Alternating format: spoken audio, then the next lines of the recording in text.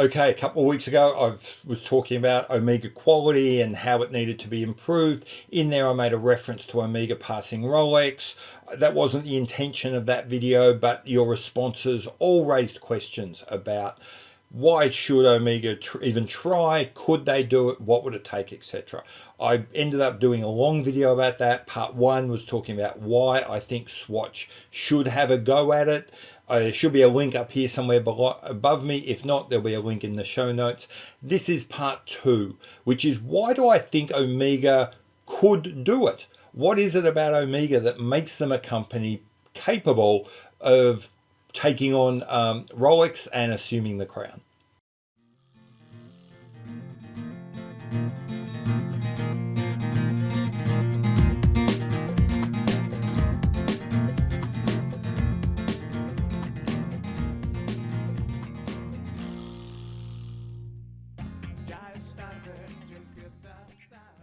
Hi, welcome back to Not So Obvious Watches. I'm Pete McConville, and as I said already, welcome to part two of my series about Omega making an attack on the throne and trying to claim the crown from Rolex.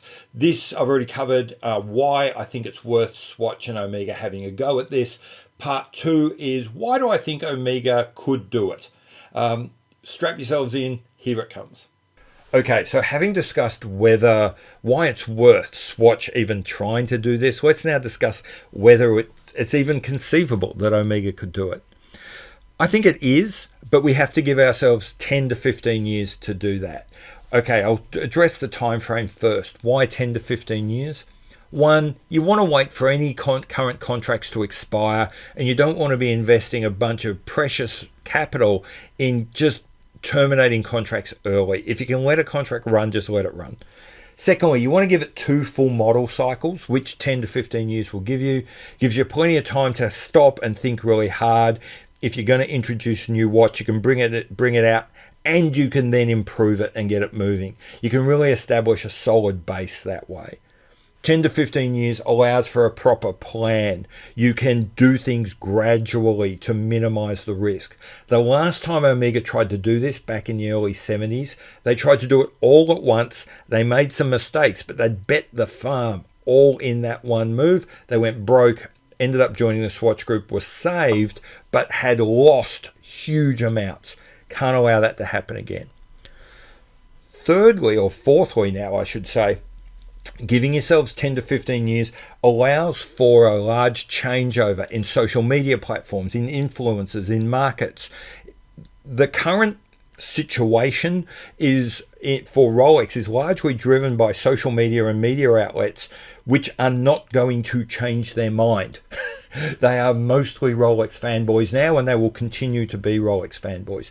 However, the reality is most of those platforms will be gone in 5 to 10 years. They will almost certainly all be gone in 15 years. By giving yourself 10 to 15 years to do this, you can kind of put a line through a lot of the big social media platforms now and say, you know what, they will be what they will be.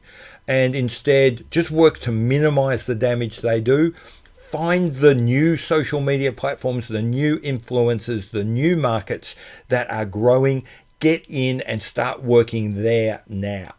Which also means, and really feeds into this bigger question of giving yourselves 10 to 15 years, means that you can make small incremental changes in new and emerging areas that will have huge long-term benefits.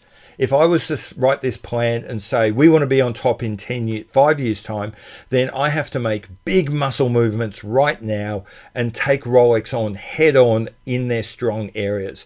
That's really terrible. I don't want to do that.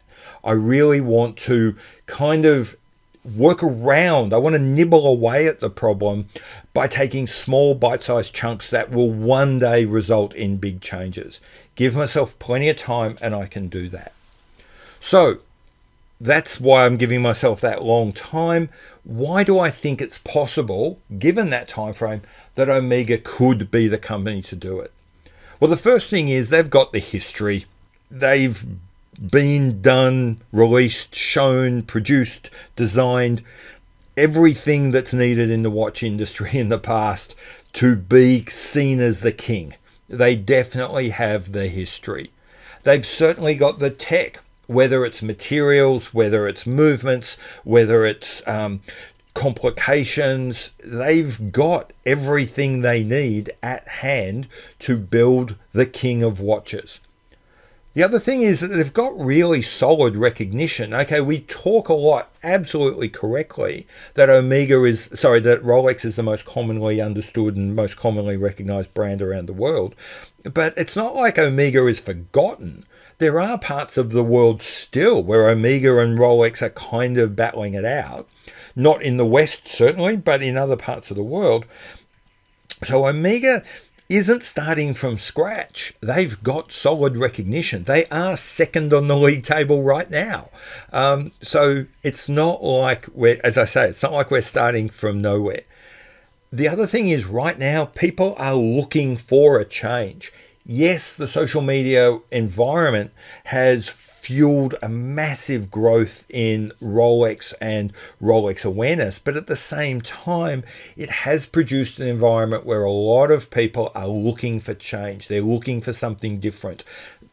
Omega will find fertile ground for those people who want to do anything other than Rolex. And I think we should never, ever, ever forget Omega's been here before. Omega has, if not been on the throne of the king of watches, have certainly been jostling for that crown with companies like Rolex and Longines in the past. That they have done it before almost certainly means that they can do it again. But fundamentally, this last point is the biggest reason why I think Omega could do it. And that is because they've got an opponent in Rolex that cannot fight back. Rolex cannot introduce new technologies. It cannot introduce new watches. It cannot introduce new materials. I could, knowing what their catalog is now in 2021, I can probably get 80 to 90% accurately what their catalog will be in 2036. It will be largely what it is now with a few tweaks around the edges. And it doesn't matter what the market does and where the market goes, Rolex cannot change to meet it. So you've got, yes, Rolex is a glacier and fighting a glacier is really hard. But the truth is glaciers can't change direction and nor can Rolex. And that should be seen as a massive advantage for any company, but particularly a company as diverse and adaptable and that has the breadth that Omega does have. So that is why I think Omega could do it. I said this in the outro of the last video and I'll say it again. I don't think Swatch is even going to try. I'm disappointed by that, but I don't think it's going to happen. And I think whilst I've said here that Omega could do it, it would be tough and they'd have to do an enormous amount and not make any mistakes. For what they need to do, in my humble opinion, wait for video 3, part 3 of this series on how Swatch and Omega could do it. I've been Pete McConville. This has been Not So Obvious Watches. I'll see you later. Bye.